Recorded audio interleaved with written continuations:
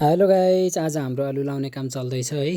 हामी 3 जना मिलेर आज आलु लाउने काम गर्दैछौँ। यहाँ चाहिँ देख्न सक्नुहुन्छ हामीले आधा गड्डा जति आलु लगाइसकेका छौँ। यो चाहिँ आलुको बिउ है। यसरी दानाहरूलाई काटेर दुईटा बनाएर लगाउँदो रहेछन्। यहाँको सिस्टम अब एक दानालाई दुईटा बनाउनु पर्ने रहेछ।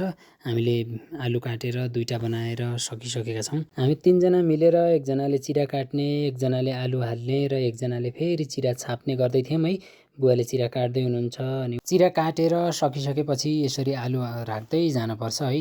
चिरामा यसरी आलु राख्दै जाने। आलु चाहिँ देख्न सक्नुहुन्छ 5-6 इन्ची जतिको फरकमा लगाउनु पर्ने रहेछ। यसरी चिरा काटेर चिरामा आलु हालिसकेपछि मैले चाहिँ ती आलुहरूलाई छाप्दैछु है। अनि चिराहरूलाई छाप्दैछु। हामीले त्यसै दिन आलु लगाइसकेपछि अनि यो यहाँ प्याज थियो, प्याजलाई कोर्ने काम पनि गर्दै थियौँ है। हामी 3 जनाले आलु सकिसकेपछि 2 जनाहरू थप भएर हामी 5 जनाले चाहिँ अब प्याज निकाल्ने काम गर्दै थियौँ। यहाँ देख्न सक्नुहुन्छ एकचोटि निकालेर यो फेरि निकालेको प्याज हो है।